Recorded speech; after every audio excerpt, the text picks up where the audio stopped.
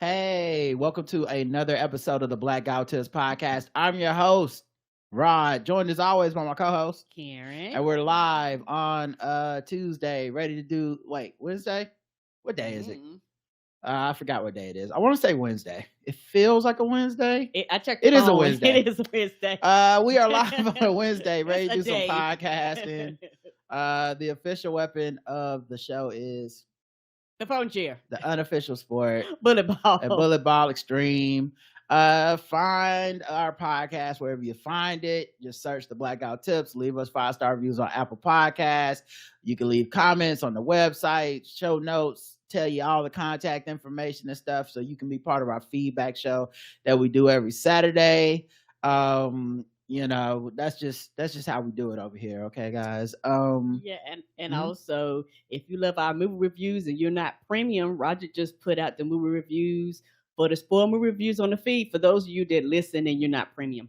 Yeah, just search the Blackout Tip spoiled movie reviews, and I put as many as it would let me put on there because we had done so many. Okay, that there's actually some that you still have to be behind a paywall to hear until next month. And also, I just realized I never put out our Aquaman review until. So I put it out today, but it's behind the paywall on the website for everybody. So go check that out if you're so inclined to hear what we think about the final. I don't know why movie I thought that was already out. What we think about the final movie in the Snyderverse. And you thought it was out because I thought it was out. I made a mistake. I meant to put it out like the weeks day ago. we did it. Yeah. Yeah. I don't know what happened. I must have forgot. We must have had to leave to do something. I don't know. But anyway, all that being said, I don't think I have any banner for today. Did you have any? All right, cool. So this is be an old school episode. We're just gonna get right into the show. Let's start with something we haven't done in a while. Coronavirus. Again? Look, here we go again. We got variants. Really need to keep a mask on hand and follow the plan. Get the vaccine and second shots, whether woman or man. Blackout Tips is doing their part, but the dumbest expand. Niggas would rather believe a bunch of misinformation. Fuck y'all idiots not getting shots. Now we gotta regress. If we keep going in this direction, we never can rest. Never can get back to the lives we be living the best. Damn fool, stop the lying. Stop the intubation crying. Cause it's your fault that motherfuckers dying. Damn fool, stop the lying. Stop the ventilator crying, cause it's your fault that motherfuckers dying. I do not understand this shit. I'm not a fan of this. We were like one win from the pandemic championship, but fuckers wanna leave it to game 7 with Giannis Delta Kupo blocking forward progression and Chris middle fingers to your plans, man. Damn. Looks like it's no Drew Holiday for you and your mans. I'm sick of black people dying for real, so I'm just writing this new piece to let you know how I feel. Coronavirus. Yeah. Fuck that COVID-19, it's unseen, it's creeping in the air for you to breathe, yeah. So fuck that COVID-19, it's unseen, it's creeping in the air for you to breathe, yeah. Coronavirus. First of all, I want to thank everybody who took the time to pause listening to Shannon Sharpe and Katt Williams part 1 to even come mess with our podcast. I know listens across the Black podcast spectrum are going to be down a lot today because that's mandatory appointment listening. People live tweeting it and everything.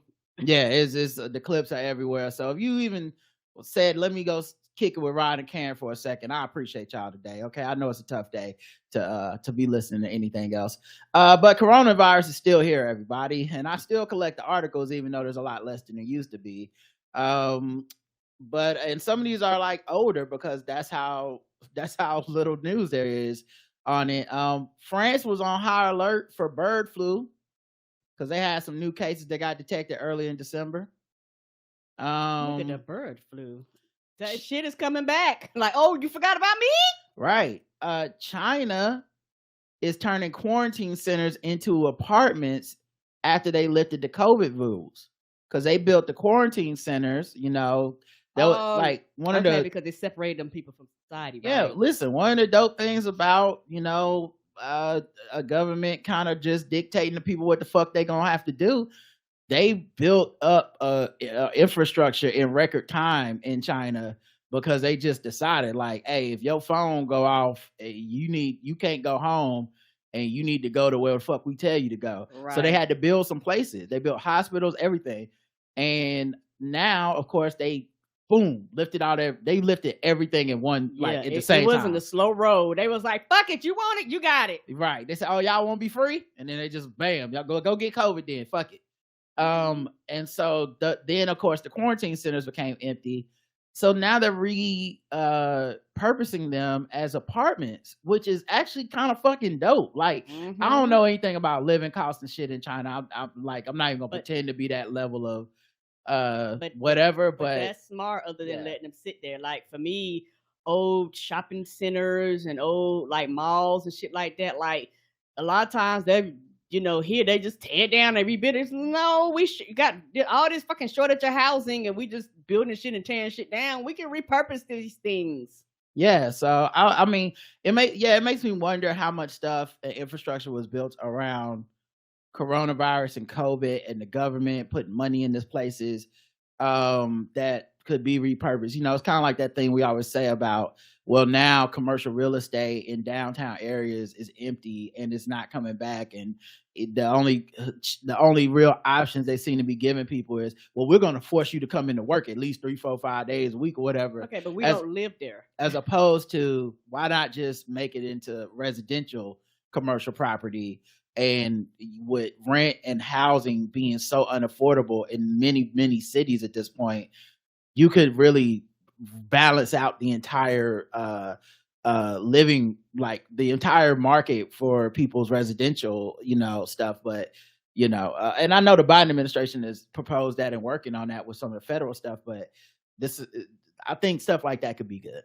I do too. And I agree. And it's also, like you said, so no thing versus kind of working with people and, making people very angry by forcing them to come in, because now people that are, you dragging them in now, these are very angry people that don't want to be there. Like, because everybody that wanted to be there is there. They was in the office when y'all first lifted it, like type of shit.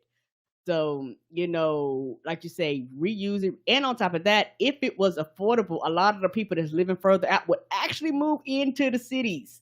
Like most people move further out because the shit's too high. Yeah, and then the thing is, for stuff like this, like I can show y'all a picture. This is not stuff that's gonna get people that live outside of, like I don't know about China to be talking like that, but this is more like a thing for like probably your young single adults. Yeah, like kids getting out of college and stuff, because this living space is not like a dorm room. Just like a room basically. Like it was not designed to truly be like a like an apartment by itself. Right. You probably have a shared bathroom. It's almost like a dorm, but still probably more affordable. And I know for a fact, I have read about China having young adults that are struggling with the same thing. They're not getting married. They're not leaving the house. They're not, that kind of thing. There was a rapidly increasing COVID-19 subvariant called JN.1, dominating the Northeast. Once again, it's not really like the variant of concern situation where people are getting more sick, but it does evade people's immunity, which people get sick that, with a different type of COVID variant would not have gotten sick most likely. Right. But there are people that are getting sick, but then there's also the fact that people didn't get boosted. So people have waning immunity. And so that's another reason a lot of people are getting sick, is because they're not staying up to date. No, their last shot was like 3 years ago. Of course you're gonna get sick now. That shit been gone. Yeah, fewer people are getting the booster and fewer people are getting Paxlovid, an antiviral which can reduce the risk of severe COVID symptoms, said Dr. Alex Greninger, assistant director of the clinical virology lab at the University of Washington. Like, that's a big part of it. A lot of these discussions around COVID are so alarmist and nihilistic that I kind of try to avoid social media talking about it, because it can be it really make it sound like, go back in your house, wash your groceries, wear gloves. You let online tell you it never changed. And to be fair to everybody, no one's living like that all the time. No, like if there are people living like that never change, I'm not saying they wrong or right. I'm just saying they don't represent the vast majority of people. They are a percentage of a percentage. We're at a point now where people are picking and choosing the things that they will do that they feel comfortable with the risk for. Yep. You know, if they're going out to restaurants, they're picking that time and going, this is the time I feel comfortable taking a risk with everybody, or whatever, you know, whatever. If they're wearing masks, most people are wearing masks in situations that they feel like they should wear. You know, hey, I'm on public transportation, I'm at a crowded concert, whatever it is, right? Is my point. So a big part of this, though, when these numbers get reported, a big part of this is people just did not do their part of staying vaccinated. Now, look, some of this is just financial. The Republicans in our government made sure that there would not be free coronavirus vaccines for most people. You actually can still get it, but it's like you gotta go through some steps that you didn't have to go through the first. Like you used to just walk in there, they didn't even give a fuck about your insurance. They were just like, it's free, it's on the house. We filed some paperwork in the back and don't even worry about that. Yep, that's why I was like, bitch, it's free, I'm getting all the free shots. But even with our insurance, it's essentially free to us, even now. But there's a lot of people that I'm sure didn't get it because of that, I'm sure. But let's keep it facts. Let's keep it real. A lot of people just don't feel like getting it. That's the truth on and it, it's right? It's not a financial thing. It's not an inconvenience thing. Nope. It's not their lack of knowledge. It's not them not knowing. They go, I just don't want the shot. Yeah, they're not. I'm not even calling them anti-vax or scared. I think there are people who got it because they were scared the first couple of years who are now no longer scared. Nope. They go, it ain't killing you no more? Okay. And I don't think it's helpful that, like, it's not helping these numbers. So when you see a surge, I think that is part of it that needs to be factored in, is how much people are just like lax about it now, or they're like, fuck it. We just, you know, it just is what it is. I don't feel like getting it. And then this, you know, I think if you're anecdotally, social media, you know, sports, all this stuff, you see people getting sick. And a new thing I'm seeing, not new, but it's kind of newish. There's a lot of like, we're not going to call it COVID, but it seemed like it's COVID. Cardi B did something the other day, a New Year's Eve show, and she talked about how she was so sick and throwing up and all this shit, but she did the show anyway. And I'm like, that sounds like maybe COVID, flu, something, but something that you probably shouldn't have been around other people with anyway. Yes, it's inconvenient. I know it's money. I know it sucks, but it seemed like the kind of thing where you probably should chill, right? Athletes, you know, there's a lot of like non-COVID illness, and then when you hear about the illness, it's the symptoms kind of COVID. Now look, it doesn't mean it's COVID. They might be taking COVID tests, I don't know, right? You know, RSV is big right now. Yes, it is. Flu is big. Even the common cold is kicking people's asses because we haven't been getting colds for the last 2-3 years. But I'm just saying, like, there seems to be a lot of this, like, if we don't call it COVID, if we don't look into it and say it's COVID, like even a year ago, I feel like if an athlete got sick enough to have to miss a game, they would at least say like, "Oh, it's not COVID." Yeah, they would go out of their way to tell we tested you, it wasn't COVID. Whatever's going on with it. Now, they just go, they sick, you know. So I feel like a lot of this is driven by that too. So my point being, we'll never know the real numbers. Agreed. An Atlanta attorney was found guilty in a $7 million COVID relief fraud case.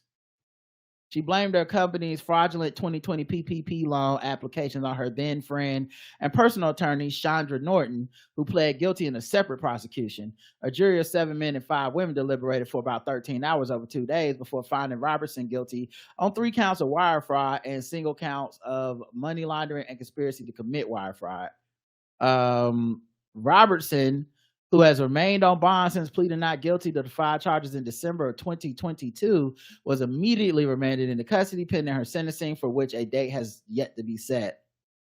They said Robertson had threatened to kill Norton upon arrest and separately threatened another person who subsequently filed a police report. Damn. Yeah, she's a real one. I don't even think they said her first name. They just said Robertson. What the fuck is her real name? Shalitha Robertson. Yes, there hers. But yeah, Robertson, who has remained on bond. Okay, yeah. So federal prosecutors. Oh yeah, I said this part too. Shit, where am I at? Oh yeah, her lead attorney said her remarks to arresting agents about Norton were made in frustration and did not constitute a legitimate threat. You don't get out of here. So they were arresting her. She was like, "I'm gonna kill her." Oh, she got me in this trouble, and they were like, "That's a threat. You said you're gonna kill her." At that time, how else are they supposed to take it? I'm kind of on her side on that one. I don't think it was a real threat. He said, because if Robertson wasn't there, I mean, maybe Robertson was there, but if not, then it's just. Okay, I see what you say. Yeah, because people kind of use that phrase and they don't really actually mean it. Yeah, when they first said it, I thought maybe she communicated, "Bitch, I'm gonna kill you." Yeah, like she would look at her in the face. Yeah, but if it's just like you under arrest, fucking kill her ass. Can't believe this. Then they were like, "That's a threat." That's different to me. He said Robertson was separately involved in a business dispute with a contractor in Texas in which no threat was made. There's no history of violence or anger or danger by the defendant or anybody other than the statement that she made when she was arrested. Well, these PPP loans, bro, it's like Merrick Garland. They have not forgot about y'all ass. Child, like the old people say, you don't fuck with the white people that name money. They will get every dime off of your black ass. I know it's some people out here sweating. Because they're on somebody's list somewhere. They just ain't got to you yet. Right. Like, I know it's some people sweat. I know some of y'all hoping Trump get in charge so they can forget again. Right. I know some of y'all out here like, damn, they still care? I just got $500. I just want a PS5, It don't matter. They coming after you if you're on their list. Health officials push to get school children vaccinated as more U.S. parents opt out. They're opting out in greater numbers, and all the shit's coming back, y'all. Yeah, all the shits. The polio, all the vaccines. Yeah, everything we're vaccinated for. Measles, mumps, rubella, all that shit. All that shit. Like, just because motherfucker, like, this is the danger of the Joe Rogans and the anti-vax social media shit to me. Flu and COVID infections are rising, could get worse over the holidays, CDC says, which we kind of already went through or are going through. Mask requirements are being reinstated at many hospitals. Yes, it is. Pay attention to your local, your local scene, because I guarantee you, it's out there telling y'all that once the hospital start masking up, I think you got to start thinking about yourself. Start thinking about where I go. Should I be masking up? Right, because they like all we deal with is sick people. So if we say mask, it's serious. Right. New York Police Department cop booted after faking a COVID diagnosis to extend his Dominican Republic vacation. Yes, lose your job. Yeah. He said, I know most of the cops don't believe in COVID or the vaccine, and I got it.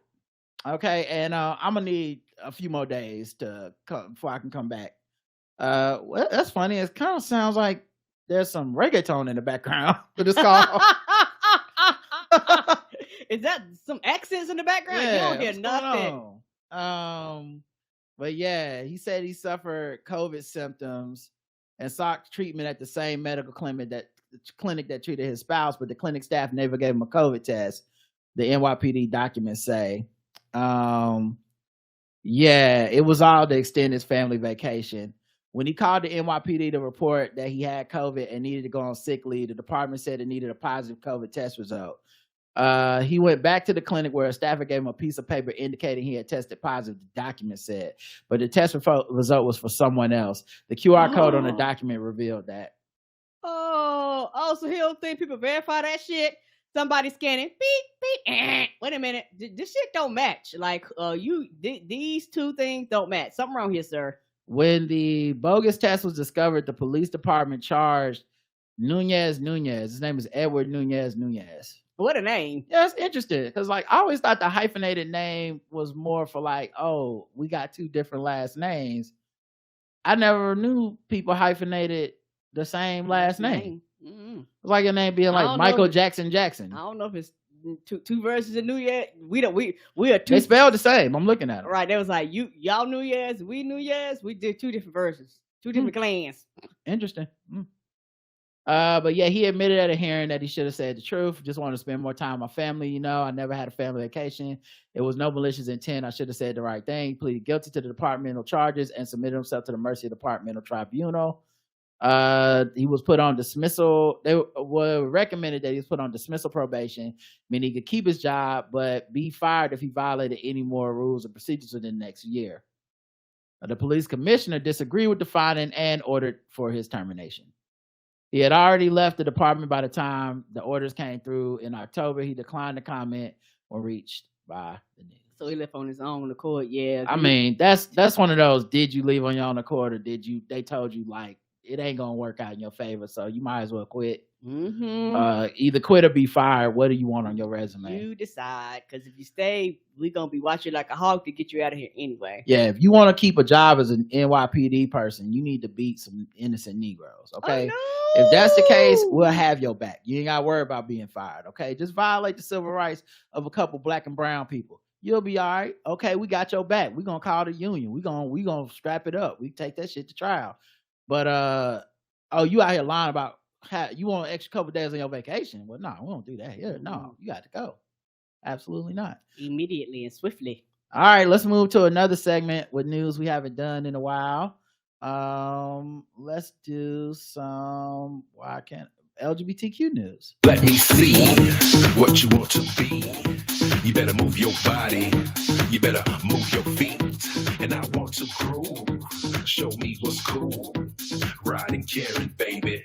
LGBTQ news. Trying to take us down, but we still around. We lit. I try to still shine, but we on the ride. We lit. But you can't do what we're about to do. We lit. Black guys, no tips. LGBTQ news. All right, LGBTQ news. You know what it is. Mostly bad, a little bit of good. We'll try to get out on something positive. The Pope says priests can bless same-sex unions, and the request should not be subject to moral analysis.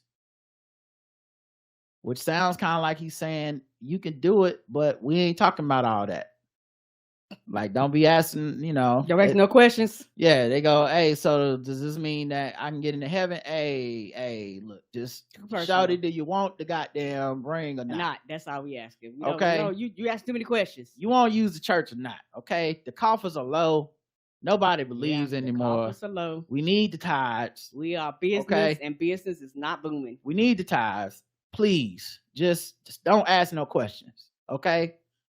I pronounce you husband and husband, kiss and get the fuck out. Okay. We don't be sticking around here trying to see if you got the same rights as everybody. What are you doing? Beat it.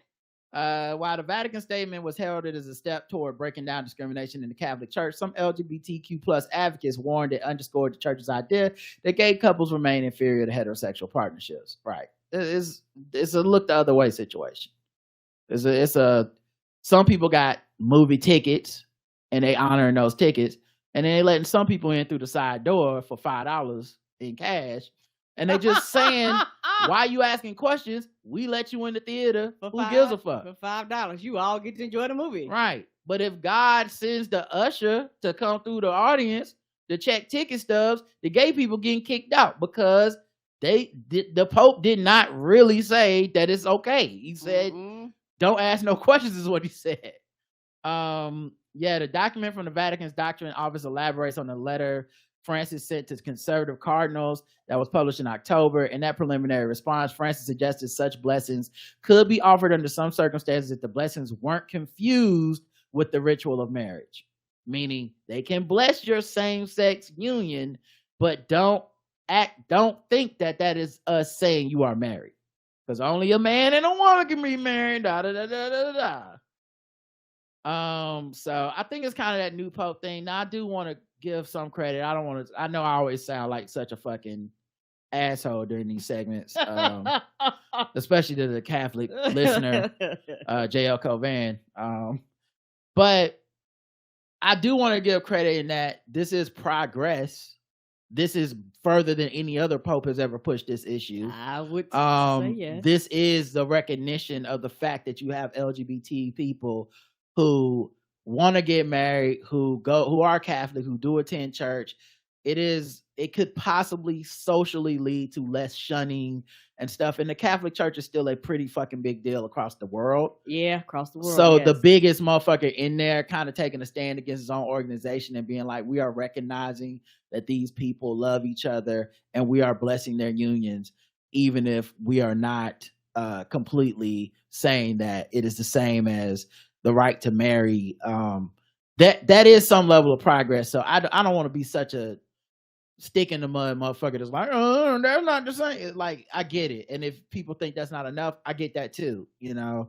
But and maybe this will be the thing that gets it to one day people will look up and people will be able to get married, and it just won't be the fucking horrible huge deal that everyone thinks it is. Like, I don't know what it is, but people are I'm in such a bubble of people that are obviously pro like equality and pro LGBTQ issues, and I know it's a bubble because so like the other day I was on Facebook, and you know I've had probably 2,000 quote unquote friends, a lot of them just being fans of the show, or you know, people that friended me that I don't even fucking know these people, they're not my real friend, right? But I remember I went on there the other day, like I want to say the day after New Year's, or New Year's Day, and there was this guy who had something about, man, I'm sick of all this gay shit getting thrown in my face every time I turn on TV,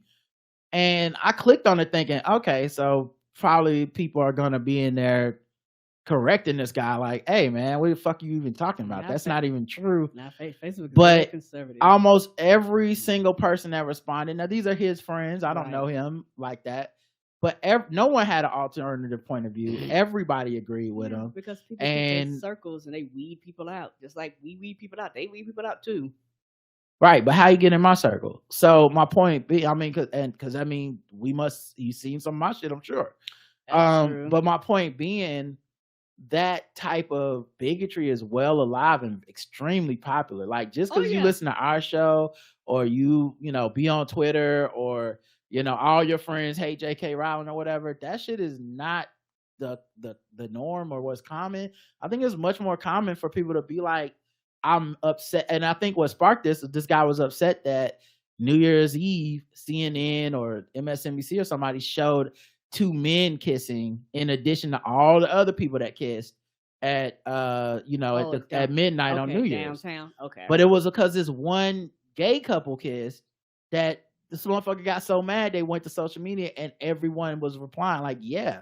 And you know, it's why as I watched Dave Chappelle's latest stand-up special. And I don't think it's as bad as his other specials, to be honest. It's funnier than his other specials. But he still harps on like he still wants to make it a joke that people are gay and trans and stuff like that. And even though this one wasn't as preachy and spiteful, it still was very much motivated by I want to piss everybody off. I want y'all to be mad. I know y'all are going to be mad, even if, you know, like he could have changed his words up or done a different joke or whatever. He wants people to be mad. It's his thing now. And I can even admit that this is funnier than the other stuff. But even with it being funnier, the point is, it wasn't shocking the room. Those people weren't in there mad that he said those things. Like, they might have been like, oh, that's kind of rough, but it wasn't like a, you know, and I think it's just as whether, you know, he has the right to be on stage and say what he thinks is funny, and people have a right to respect the sacredness of the stage and go, he's just making jokes. This isn't me trying to like bring him to task or whatever. It's just the point being, the environment that we exist in is one where people think two gay men kissing out of 50 fucking kisses that they showed is offensive and needs to be talked about, and it's doing too much and they don't like that shit. You know, that's the world we live in. That's, you know, where, you know, one of those couples made everybody mad. That's the world that Dave Chappelle makes those jokes in, is the one where people are upset that folks are gay, you know? And I think in a recognition of that, that's where I have to say, like, it's a big deal for Pope Francis to even push this far. because what he's Alright. really saying is this: I'm acknowledging the discrimination that these folks face, and I'm acknowledging the humanity of their wants, even if I find that to be not far enough. That's pretty fucking far in today's climate. All right. Nikki Haley promises she'll always fight against trans kids playing sports. Yeah, this is one of the reasons I don't celebrate her getting to the top of the Republican ticket. She says all the shit that the other guys say. Just because it's a woman, don't make no difference. Just because they decide to have a clown show and she's the best clown doesn't really make it any better. She's not even like a throwback Republican where I'm like, well, she's kind of moderate on shit. She's still pretty fucking extreme. Yes, you know, she is. Couldn't even say the Civil War was about slavery. Like, that's how extreme the people she's catering to try to get the lead in the polls. Well, she will lose to Donald Trump anyway in an open competition. So I don't even know why, but yeah, she's still hateful and shit. She's gonna fight against transgender females playing girls and women's sports. That big scourge of society. You know how often it is we watch women's sports and we're like, man, someone has to fight against the huge influx of huge influx, right? Like, you're probably never talking about more than a dozen situations in all of America, and they have made this a tent pole, and I think they've made it a tent pole to replace Roe v. Wade. Yep, because they won that battle. Yeah, I think the gay issues are couched in white supremacist, religious, conservative ideology, being anti-gay, and that this is their replacement for Roe v. Wade because they caught that. The dog caught that car, and now they don't know what to do.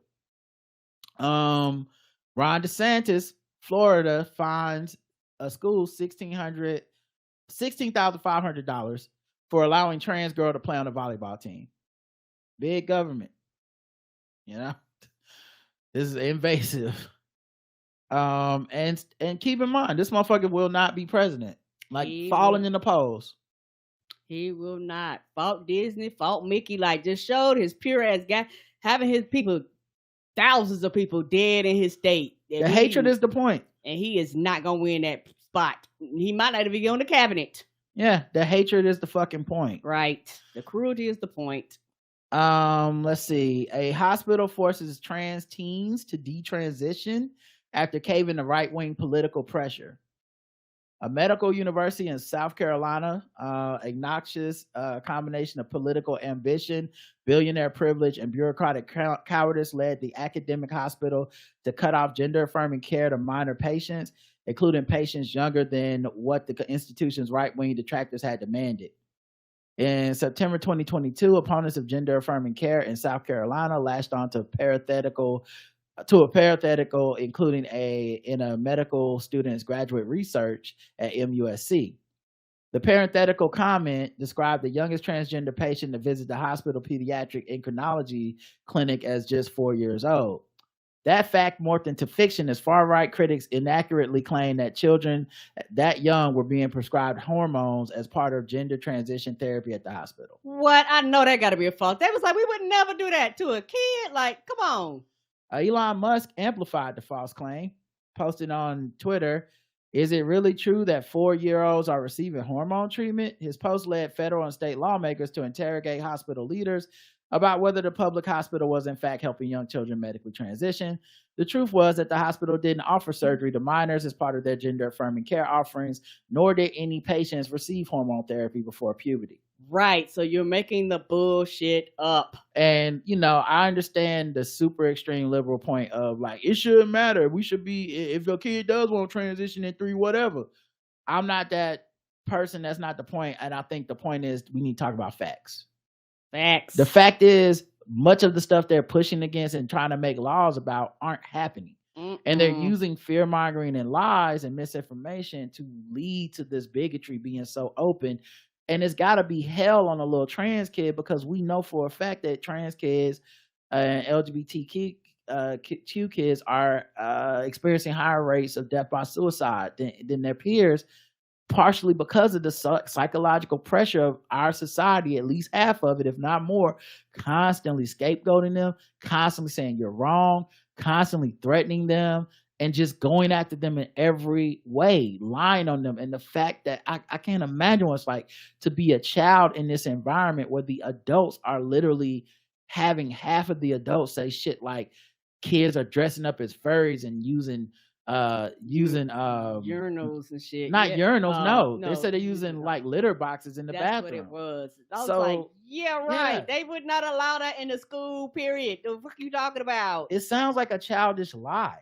It sounds like something a kid would make up, and yet we have a political party that propagates these lies. We have people that make money, make a living spreading this misinformation and lies, and now we have actual policies passed off of misinformation and lies, and people like Elon Musk helping to prop this shit up. Republican State Representative Thomas Beach of South Carolina's Freedom Caucus said, if MUSC is mutilating or castrating children, I won't stop until they are stripped of public funding. But they're not. Like, and that'd be the fucked up part. They show documentation. Like, they'd be like, we are not doing this. Yes, you are. We are not doing this. And if we were, somebody would come and investigate us and shut us the fuck down. We're not doing this. And I don't know what's worse, this or the fact that they know they're not doing it. Right. And they don't care. They know they're not doing it. Like, they're not stupid in that they're stupid, but they're dangerous. They're not stupid in that, oh yeah, we didn't realize that this was all fake. No, you do know it's fake, but it's more profitable for you to pretend that it's real. And it's really a scary time for kids right now. But yeah, so they're actual real kids, real teenagers that are going through puberty, that actually were, the policies were supportive of them, that were using the hormone blockers and stuff, that now have to detransition if they were under the care of this hospital, because they basically stopped providing any treatment for furthering gender transition of children under 16. And hospital leaders assured lawmakers they didn't use state money to care for trans patients. But over the next several months, hospital administrators went even further in an effort to evade scrutiny from lawmakers, the press, and far-right outrage machine. MUSC cut off all gender-affirming care for anyone under 18, while abandoning all previous patients with no explanation or advice for their continued care. Right, because they just didn't want, and got time funny, that's the result. They want you to stop, so they will make it so inconvenient with all the fines and fees and fear-mongering, because that's the thing. They passed these laws, and the laws are muddied and they're not clear on purpose, so that no matter what you do or what you say, they can always twist it and turn it to benefit whatever they want it to say, because they don't have anything infinitive in writing. So if you put them up in court and go up against them, that's not what it says. That's not what it says. That's not what it says. You're like, but it don't matter what it says. The results are this, but it's not the. But the thing is, they're getting the results they wanted, so actually they don't care. People are not brave in that way, and they shouldn't have to be, and they also don't want to be martyred for some cause. So this is the pressure that Republicans want people to experience, this idea of like, we put enough pressure on you, you'll fold, you'll be scared, and you'll just say to yourself, you know what? It's not worth it. I'm scared as a doctor to get sued. I'm scared that one of y'all's nuts with all these guns is going to come do something to me. Yes. I'm scared that y'all are bombing clinics. I'm scared that y'all are going to cut my funds. I'm scared that I'm going to get fined. I'm scared I'm going to get put in jail because y'all passed some new draconian law. And what happens is you end up cutting out the support system for these kids. And that's what they wanted in the first place. Right. And that's why they do it. Yeah. Let's see. Kim Davis, you remember her? Yes. Kim Davis must now pay $260,000 more to the gay couple she denied a marriage license. Good. I have no idea how she's gonna afford it. Don't care. This originally happened in 2015. Her and Tasha K got the same payment plan. Don't care. This amount is in addition to the $100,000 she was ordered to pay the couple last September. Her attorney said the fees sought by the couple's attorneys were excessive, according to The Guardian, but U.S. District Judge David L. Bunning says she must pay anyway, since the male same-sex couple won the discrimination lawsuit against her last year. Mm-hmm. Her lawyers have pledged to appeal both of the judge's decisions in favor of the gay couple. Davis, then it just goes through what happened, which was she wouldn't provide the license in 2015, basically not doing her job, went all the way to the Supreme Court. This was after the Supreme Court had legalized same-sex marriage at the time. Right. She said she was acting under God's authority. But in 2022, Bunning ruled that Davis cannot use her constitutional rights to religious freedom as a shield to violate the constitutional rights of others while performing her duties as an elected official. Right. And this is the same thing they should do against pharmacies and pharmacists. Bitch, I don't care if you don't like this or not. If the law says that I can get this, who are you to? If you don't want to do it, bring somebody up here that can. The fuck is this? Right. Initially, Kentucky Governor Matt Bevin, Republican, praised Davis as an inspiration to the children of America. But when the court said the state government would have to pay for her legal fees, Bevin appealed to get Davis to pay the fees instead. Right. It was cool until you like, oh, we got to pay for it. No. Right. Davis, who was pregnant by her third husband while still married to her first, was represented by the anti-LGBTQ Liberty Council, the Southern. Pregnant by her third husband, she was still married to her first. Yeah. So there was a husband in between. The God didn't come into all that. Woo. Right? That must not have anything to do with Jesus. Right. You judging me, bitch, and we got 3 whole ass husbands here. Get out my face. Right. And pregnant by the third, married to the first. I don't even know what happened to the second one. Me neither. The second one was do not pass go, do not collect $200. I don't know. Right. Just a whole fucking mess, and got the nerve to be trying to judge somebody. Got the nerve. Get out my face. Right. But yeah, I mean, good luck. I'm supposed to feel sorry for that bitch. I don't. I don't. Lil Boosie got viciously mocked online for walking out of The Color Purple over lesbian love story.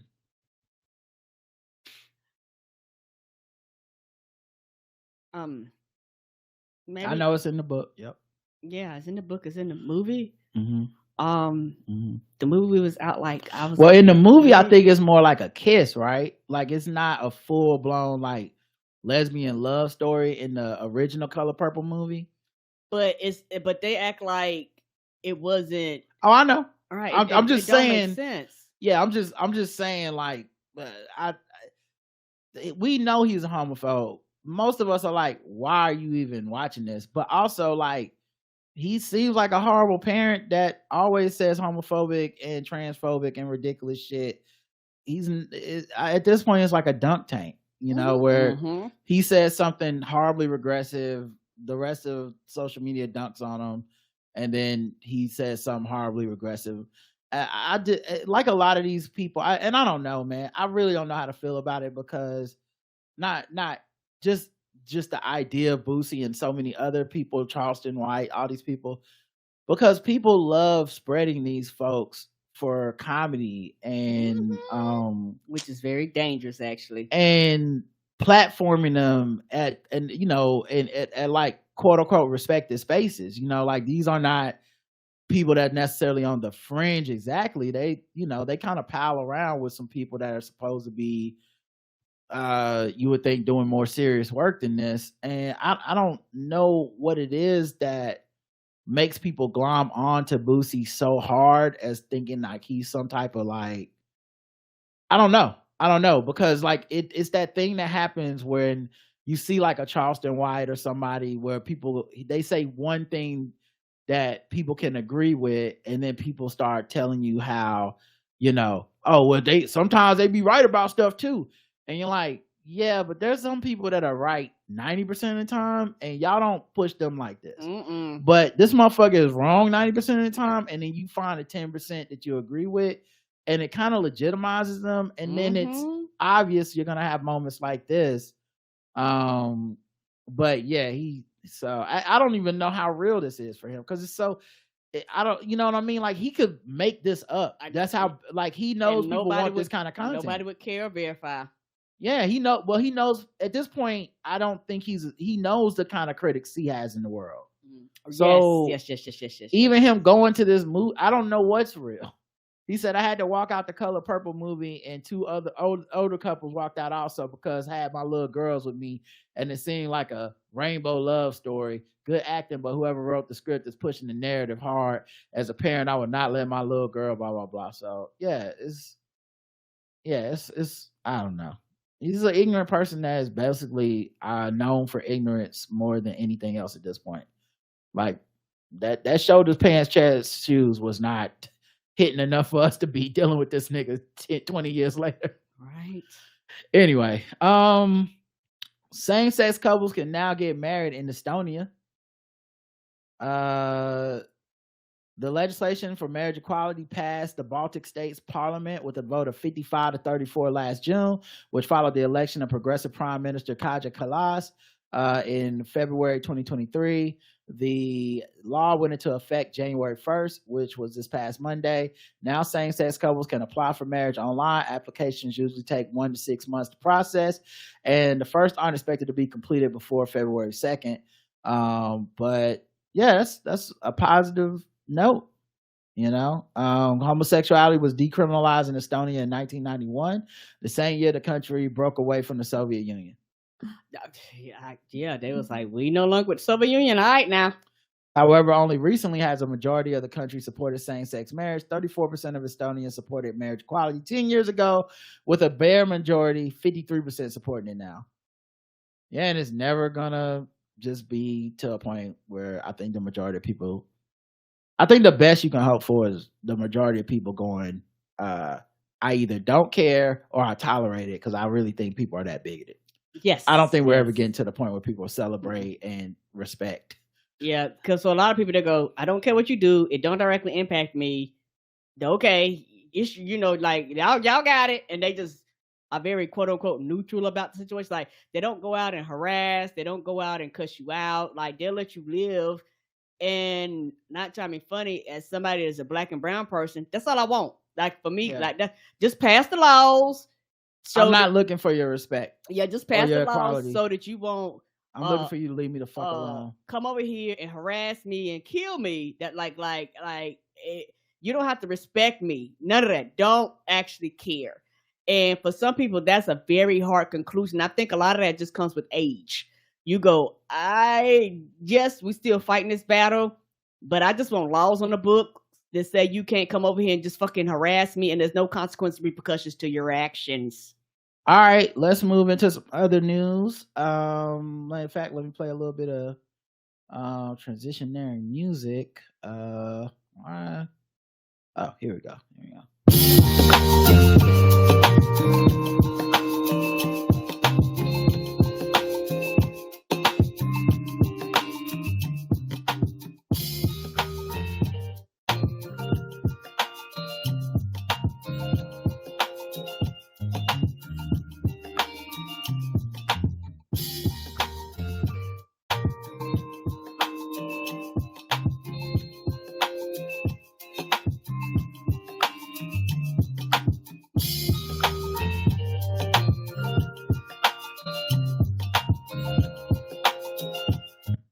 Let that one rock a little bit. That was jamming. Cardi B tells fans that she slept with Offset on New Year's, but maintains that they aren't back together. Thanks for letting us know, okay? Because we were all confused, and we just needed somebody to tell us their business, because I know I was worried. I said, but are they gonna have sex on New Year's? I mean, just because they're not together and they fighting on social media, I mean, there's no reason they shouldn't be having sex, and I'm glad they told us, I guess, because we all wanted to know their business, right? I did not. Now, why am I in it? Well, okay. I did not. But she told fans on the Twitter Spaces. Okay. She's an inspiration to us all. You love to see it. Let's see. Nearly half of police force resigns in one day. And this was in Wisconsin, Big Bend, Wisconsin. Now, when they say nearly half of the police force, that was 5 officers. You don't get out of here. So it's a local police department. It seems kind of small. So what number 10 of y'all and 5 of y'all quit? Okay, we can get 5 more people. The fuck is this? And it's funny because the town is called Big Bend, Wisconsin. I'm like, Big Bend only got 10 officers. So this should be Little Bend. Small Bend. Y'all look like y'all scam people. Short King Bend. Okay. The village board decided to disband the police department after public pressure And after public pressure, they reversed their decision, but the damage was already done. 5 officers abruptly resigned Thursday. I don't even know why they like disbanded them exactly. Something had to happen. They out here doing something. Like, they don't ban shit because they ain't got nothing else to do.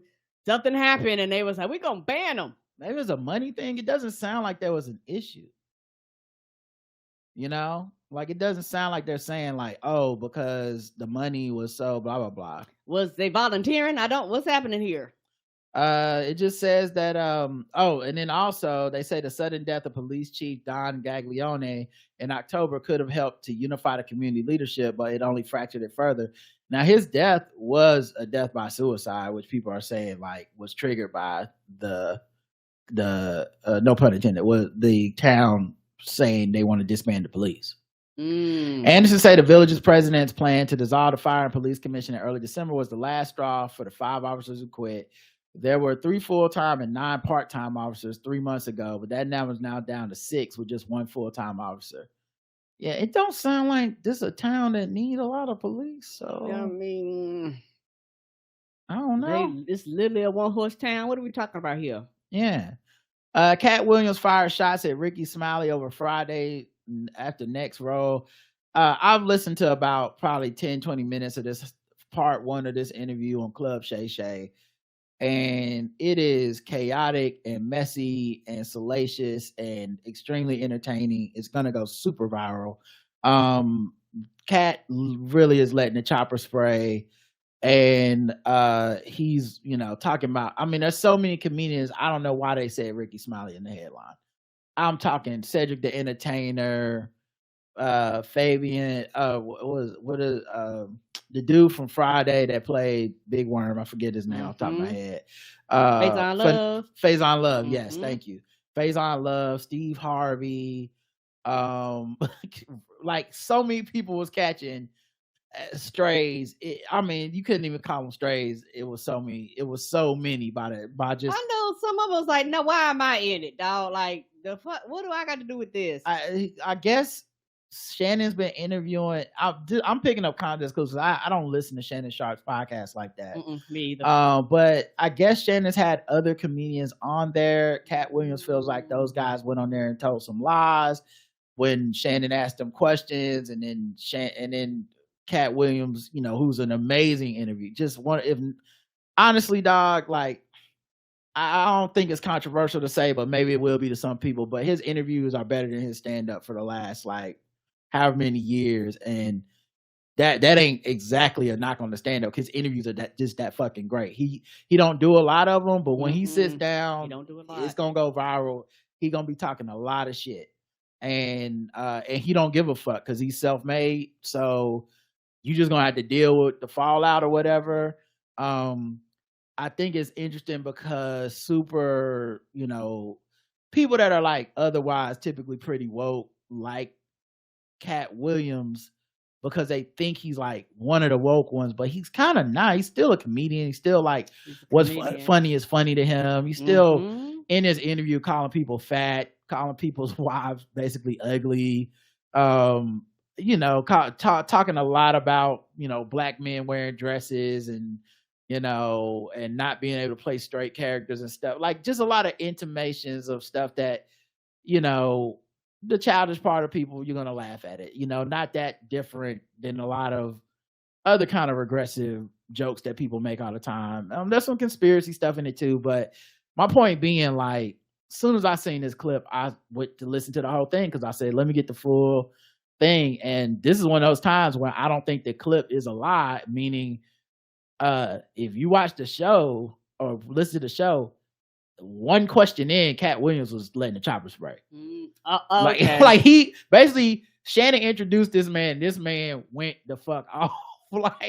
And he was. It must have been something he'd been thinking about. Yeah, like it was clown time and everything. I wonder if I could play something for you. I don't want to play the whole thing. Obviously, hopefully this shit don't get yanked off of YouTube or something. Right, you know how. I don't know what the rules are, right. But no, it's the whole thing. I'm sorry, I can't.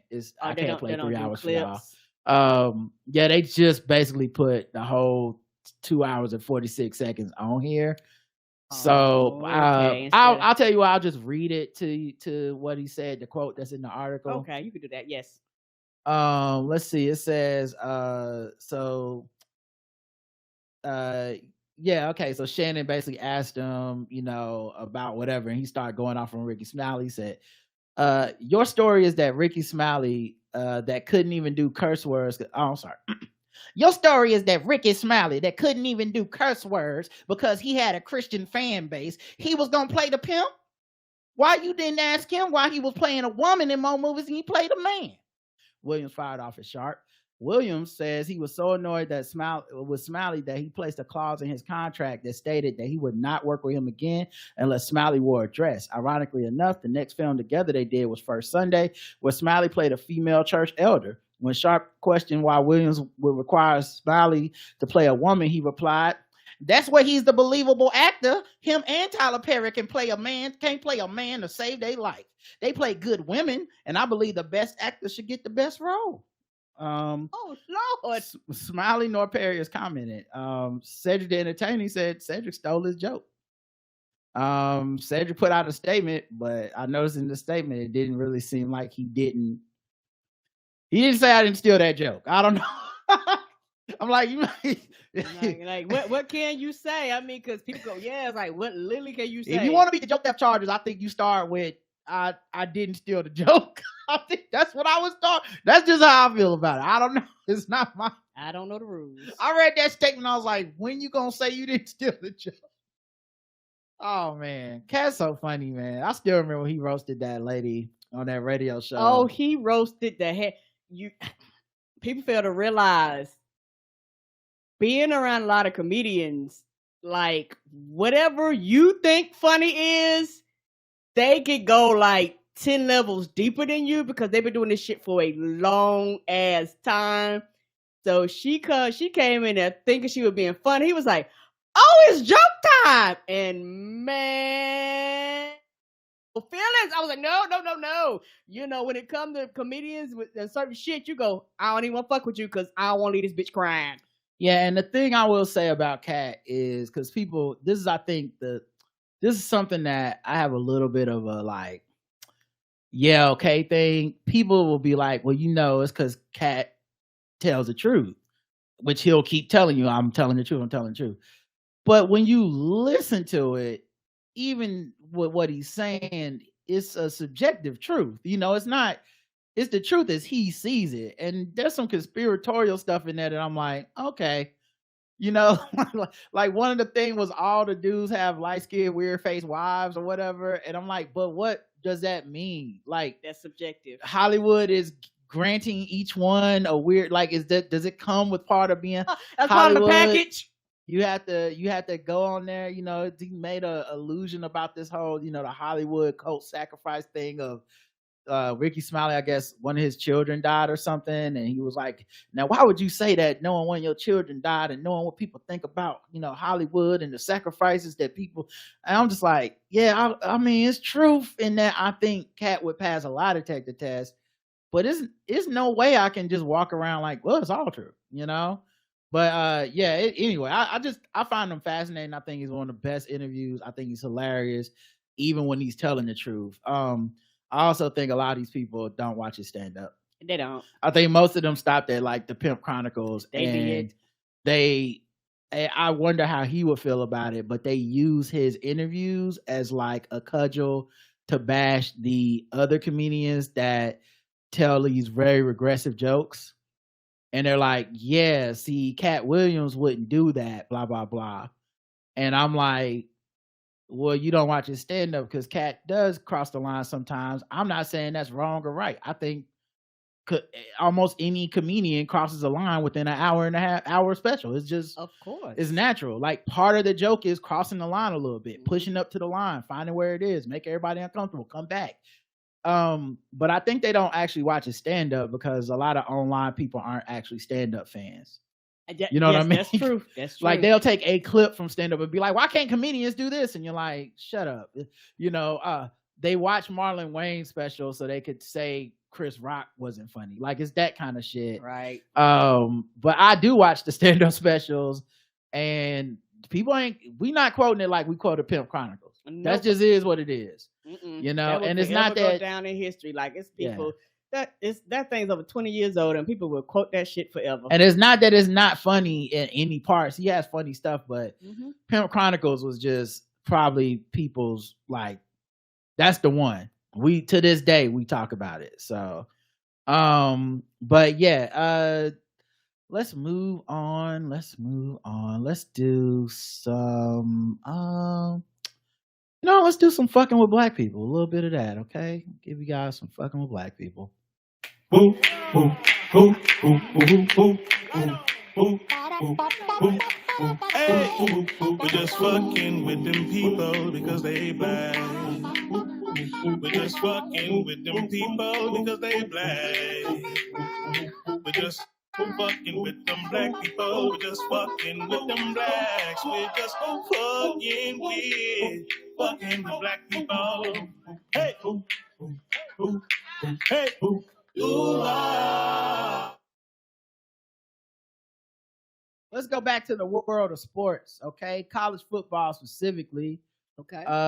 They were doing like a pre-game discussion about college football, and there's this quarterback, Jalen Milroe, who has been talking about how he is a black quarterback, and there was this coach who's now a NFL like offensive coordinator that told him he wasn't good enough to be a quarterback, but now look at me, I'm in the college playoff. I led my team here playing quarterback. Right. And so there's already some racial intonations around this player.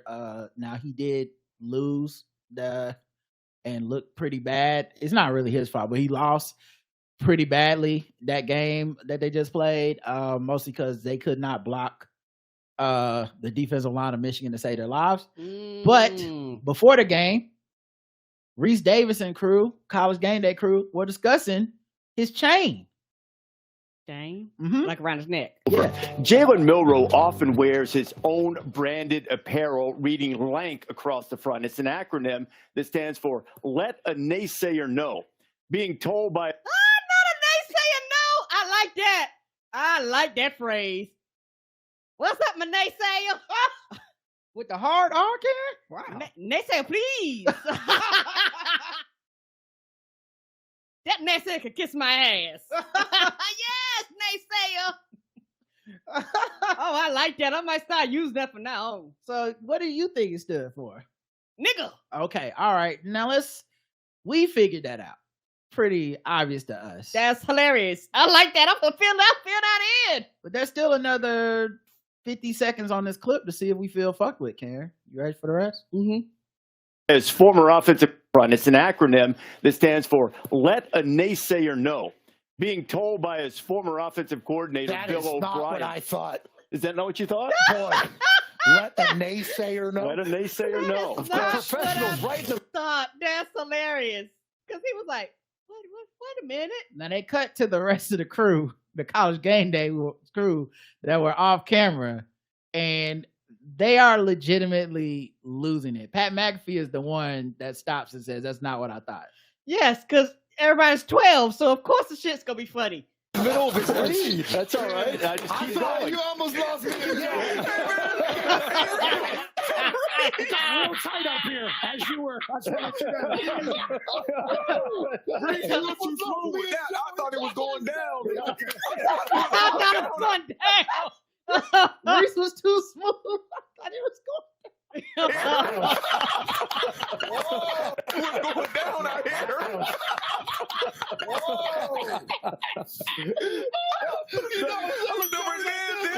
Oh, sorry about it. Let a naysayer know.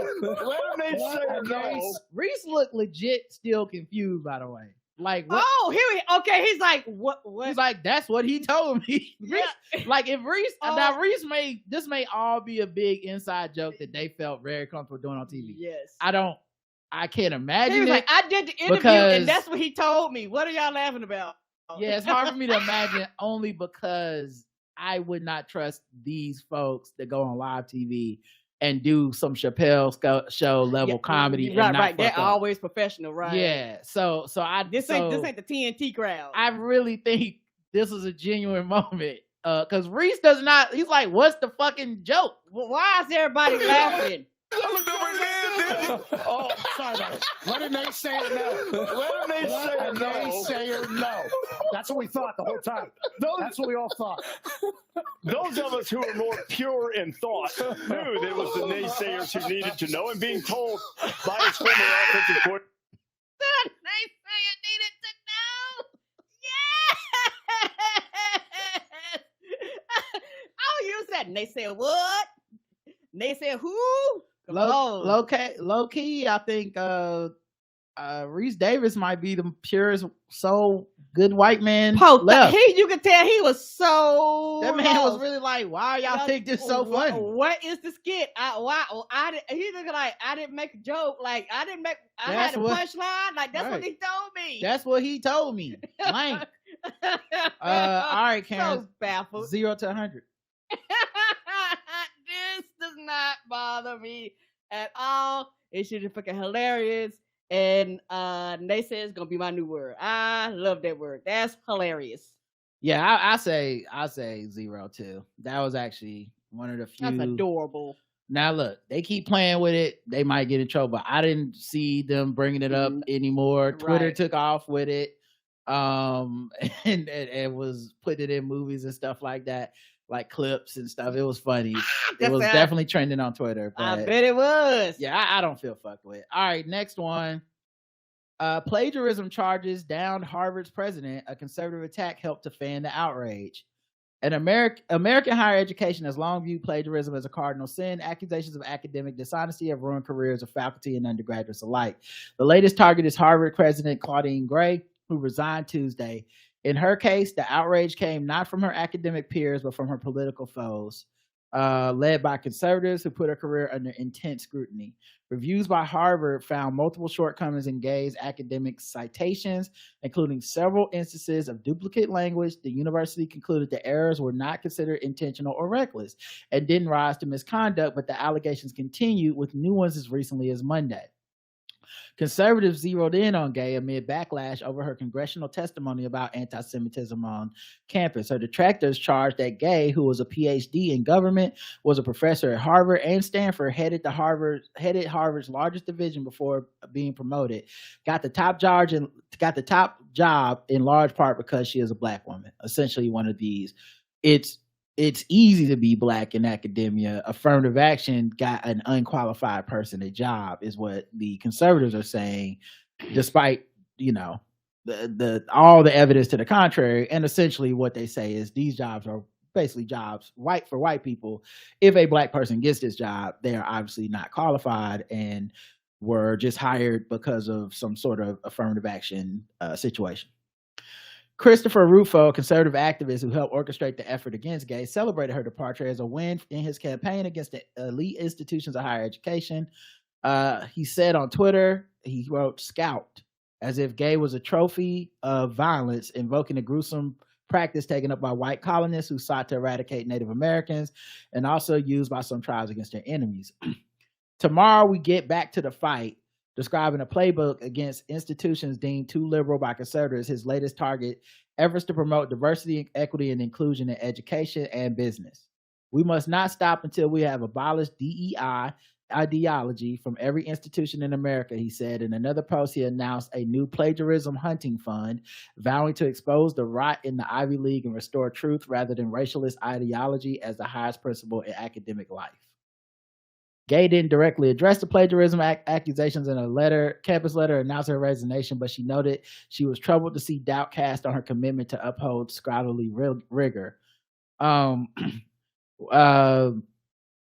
She also indirectly nodded to the December congressional hearing where that started the onslaught of criticism, where she did not say unequivocally that calls for the genocide of Jews would violate Harvard policy.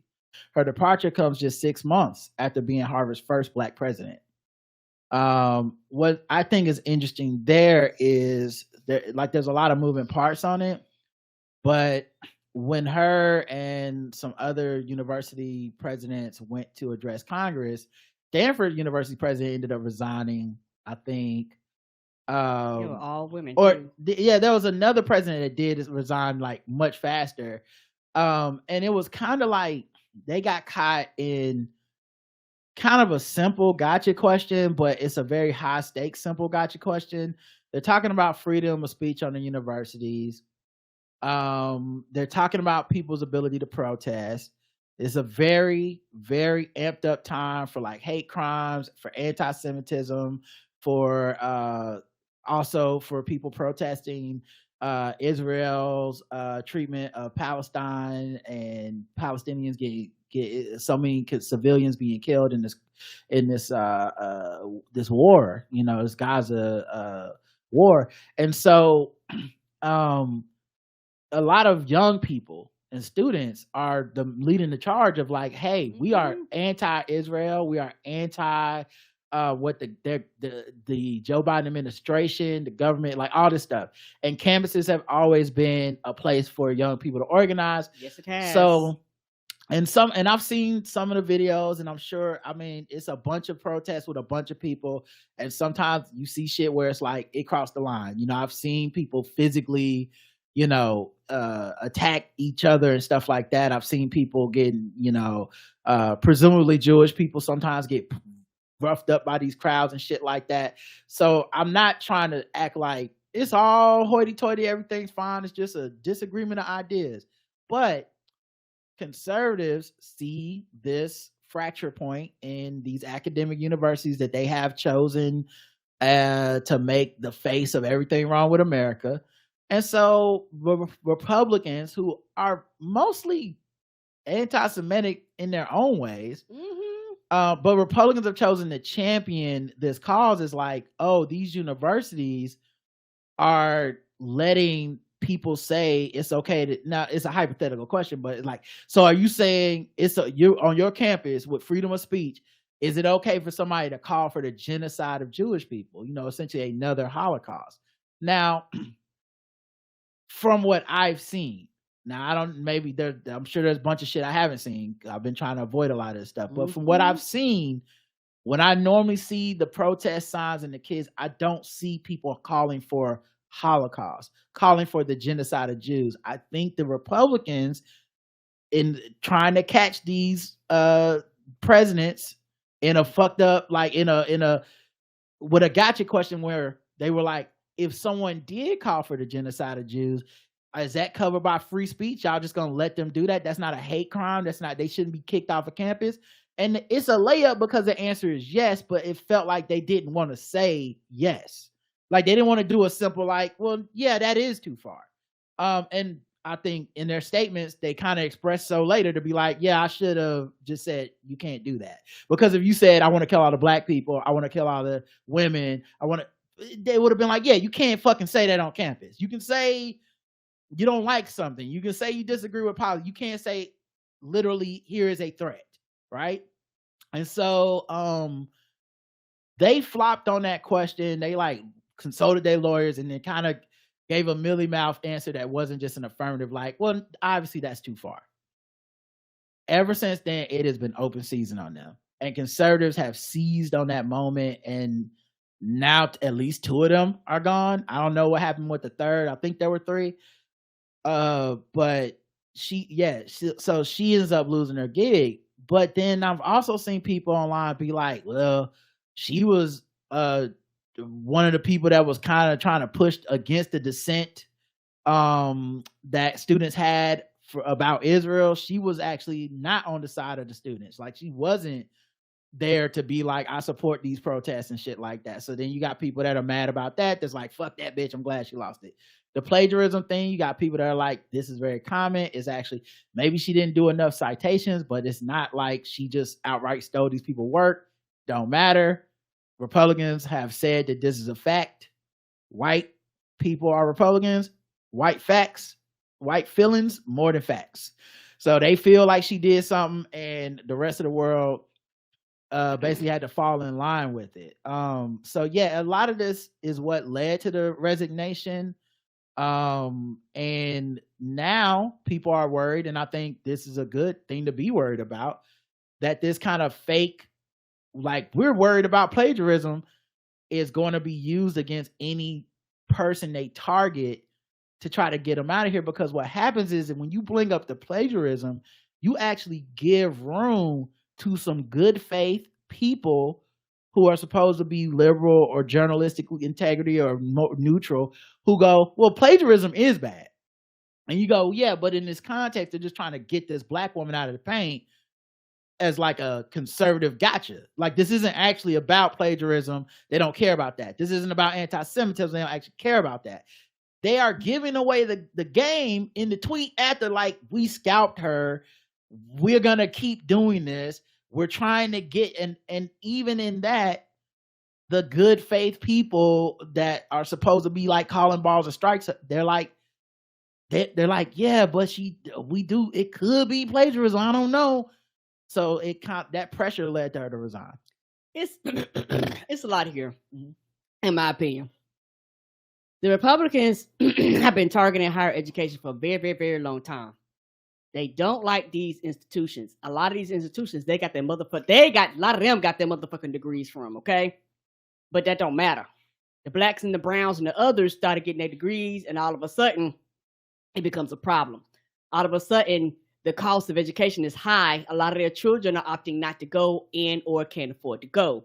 So now all of a sudden, instead of just admitting that, my child might have to go to a lesser school or whatever, is no, we have to, quote unquote, target these things because our children can't afford or can't get into it. And not only them, white people, a lot of white people are being cast out of it. Black women are like the number one recipients of degrees. Like, we got degrees on top of degrees on top of degrees and shit like that. And they're seeing those numbers and they're going, but what about the white people? And like it's bigger than just her. Okay. So that's why I wanted to go back and kind of tell you how, where my thought process is. So the thing is, with this, it was more than a gotcha question.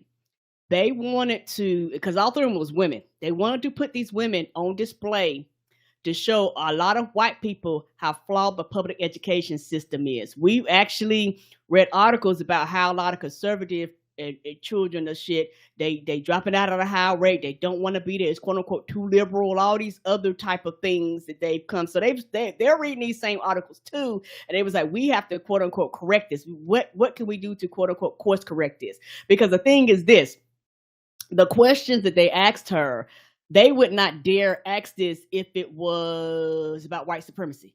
They would like that right there. They could do what they want to do, and no, you better not say nothing to no shit like this. So their response was a reasonable response. Like, I am a professional. I have lawyers. I represent a university. I cannot say anything where you can turn around and hold the university accountable for the words that are coming out of my mouth. I can't do it. So basically, they was like, "Hey, we can't say that."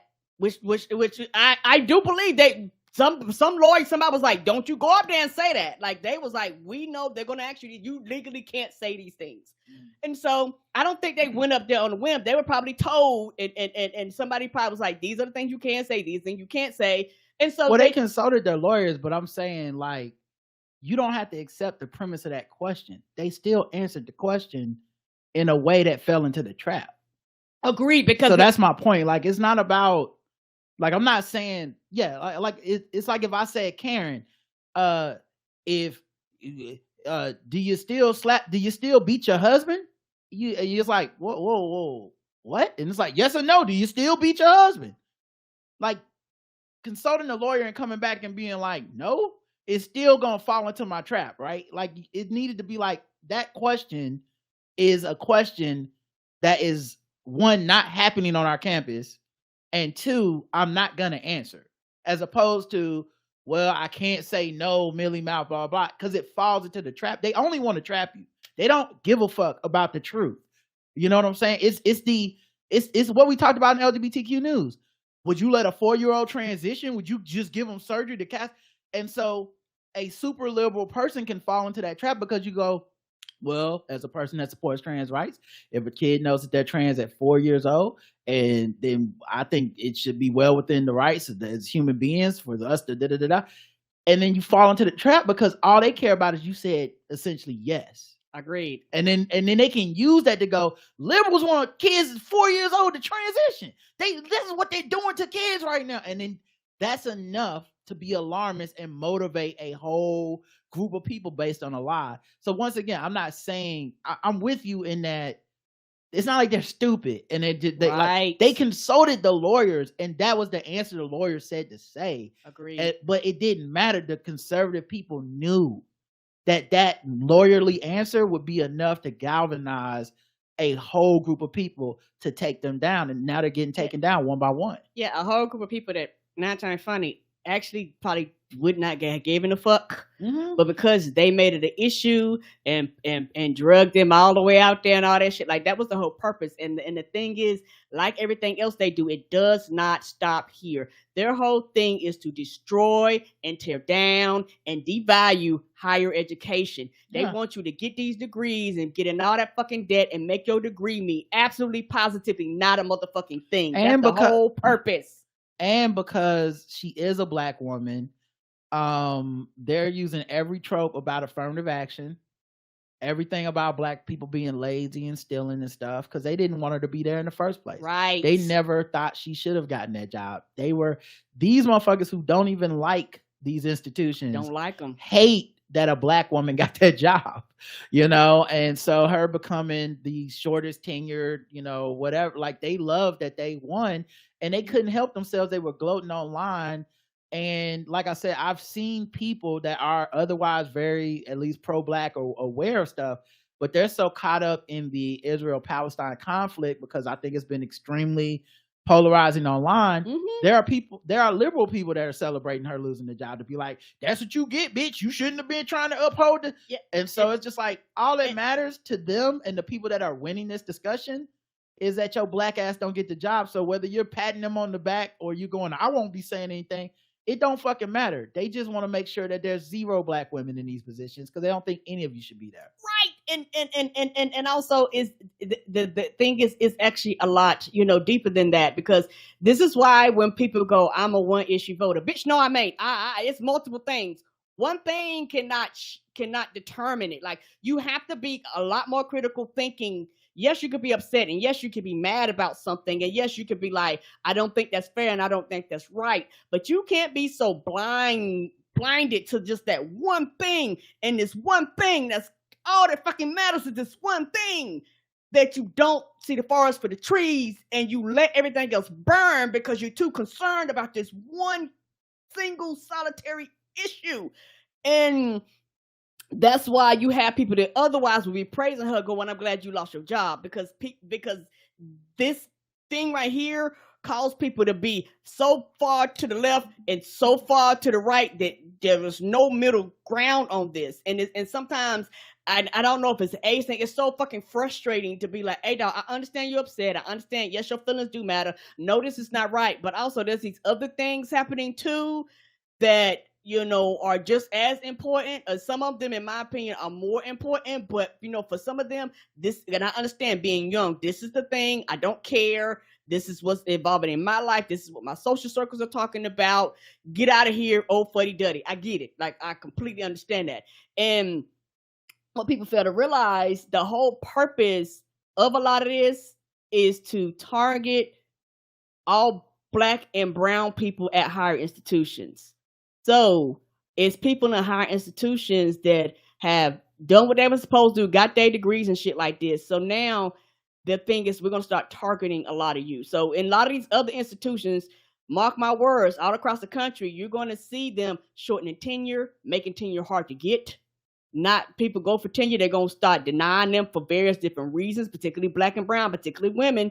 Like mark my word, like the whole purpose is to get them out of there. A lot of people are going to be scared. A lot of people are going to leave these colleges and institutions that they've dedicated their lives to and love these institutions. A lot of them are going to start leaving because at the end of the day, they don't want your Black ass there. And they are doing everything. They're telling you right now up front, they don't want you there, and we will do any and everything to be sure you can't be here or make it so uncomfortable for you to actually be in our institutions that you leave on your own accord. So it's still a win-win for us. All right, 0 to 100. Jacaris, because it's one of them things where I'm just angry that they set them up like this. I'm angry that all logic went out the window. I'm angry that was the whole purpose, is to make and maybe because I'm looking at a lot of different factors all at the same time. I'm going, no, this was a certain effort, and it don't stop there. Yeah. I give it 100. It reminds me of when the Republican conservative trolls found out, like, you would find people that are liberal would see old tweets and like go off like they were brand new. It reminds me of that. And so they did this shit to several like high profile, very liberal people whose older tweets were problematic. You know, it was them making jokes about, you know, inappropriate shit back in 2010 when Twitter was first started. And if I'm being frank, almost every single person I saw on Twitter had something that they've said over the past 14 years that could either be taken out of context or literally even in context was inappropriate at the time. Right. Because society's changed that much. You know, Eminem was the #1 rapper for a reason, guys. And there's a lot of shit that just does not hold up, right? And these people never went and deleted their old tweets, right? And I remember they took down, quote unquote, several high profile, very liberal people. And they were upset with these people because they were very liberal celebrities that would go on Twitter and fight these trolls. And they'd be, you know, they clown them and make them look stupid and shit. So what would happen, they find the old tweets, the celebrity issues a apology, and I'm not that person, but it didn't matter because once you find the old tweets, the rabid, we need to throw somebody in the volcano, liberal people, take up the flag for the conservatives. They basically have to do the work at that point. They do the predator handshake, and we got it from here, and they would run the liberal person off, like dish you all this shit.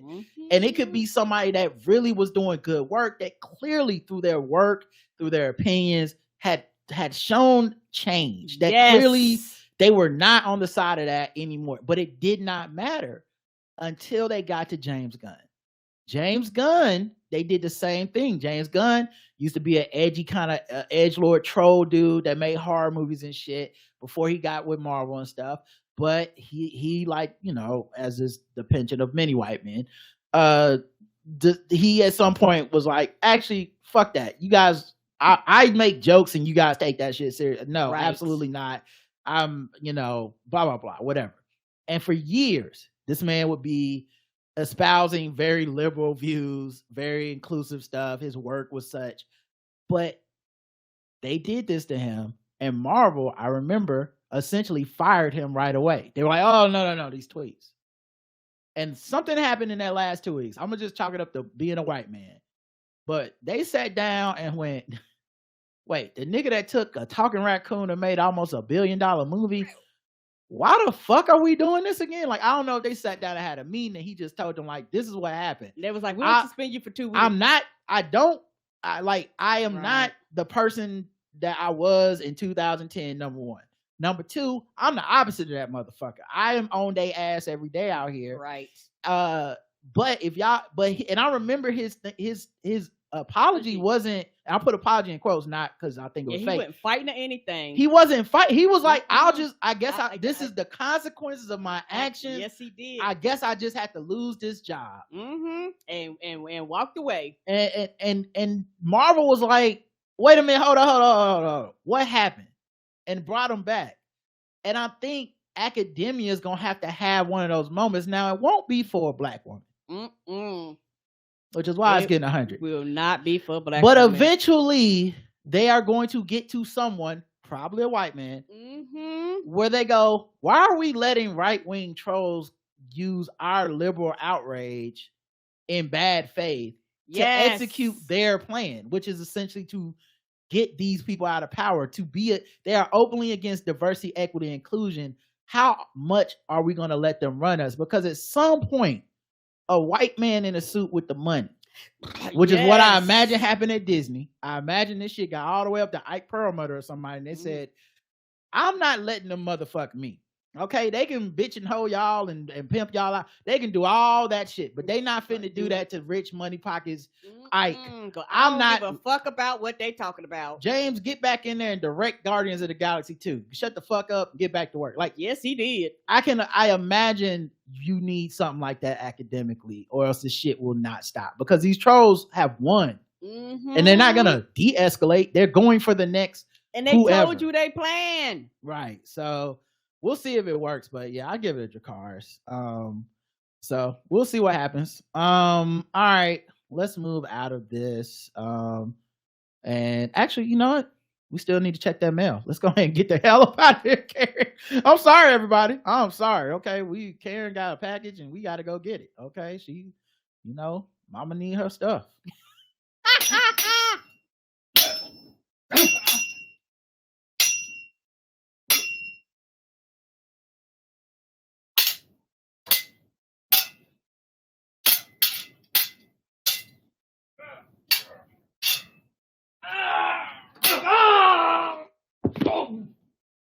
All right. A whole man brandishes a samurai sword during terrifying street row. Oh. It means it didn't happen over here because row is... I'm about to say, fight. yeah, we don't use them words. A heated argument in the street suddenly escalated into a frightening and terrifying confrontation when an aggressive troublemaker grabbed a sword from his car boot and waved it around. Fired up, Jason Pender unsheathed the fearsome sword and made threatening gestures with it towards another man. The angry disturbance could easily have led to someone being badly injured, a judge at Hull Crown Court said. Pender, 31, admitted threatening a man with an offensive weapon, a katana sword, in public Waveney Road, Long Hill Estate, East Hull on August 20th. Oliver Shipley, prosecuting, said that a disturbance broke out that led to a loud shouting and swearing in the street near some cars. Pender went to the boot of his red car and opened it and pulled out a sword. He took the sword out of his sheath, made threatening gestures Not the with boot. it. I'm assuming that's the trunk. Yes. Okay. Made threatening gestures with it towards another man who was involved in the confrontation. Pender later put the sword back in the boot.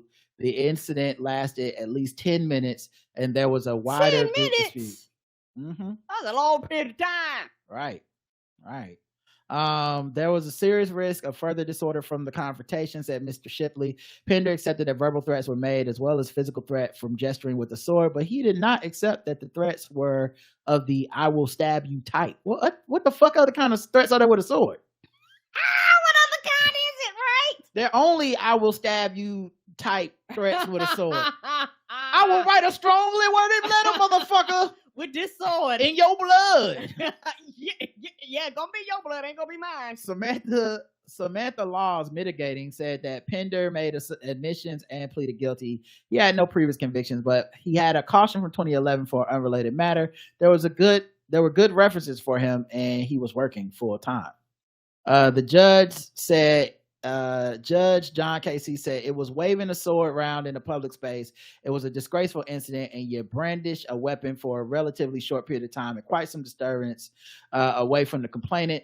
These courts are well familiar with people brandishing weapons, and then something happens and someone is on the pavement bleeding, and you are facing life imprisonment for murder. The courts see such situations week in and week out. Really? How much sword shit is happening over there? All right, get y'all shit under control. The capital of the world. What's happening here? It must have been very frightening and terrifying for the people that live in the area. They should not have to put up with that sort of incident with you brandishing a sword. Pender was given a 1-year suspended prison sentence, 150 hours unpaid work, and 20 days rehabilitation. If there's any further trouble from you, you start with 12 months and then anything extra on top for any new offenses, said Judge Thackeray. All right, y'all, that's it. Thanks for listening. We appreciate y'all. You can go back to listening to Katt Williams tell you how Michael Blackson is a fake African accent. No. You can also listen to him tell you that, Chris Tucker was hanging out with Epstein and he's no longer smoking from Friday. Okay, so it's a very good, it's a lot of problems and very good. So, all right, y'all, talk to you later. Until then, love you. I love you too, my naysayer. Mwah. Mwah. Bye, everybody.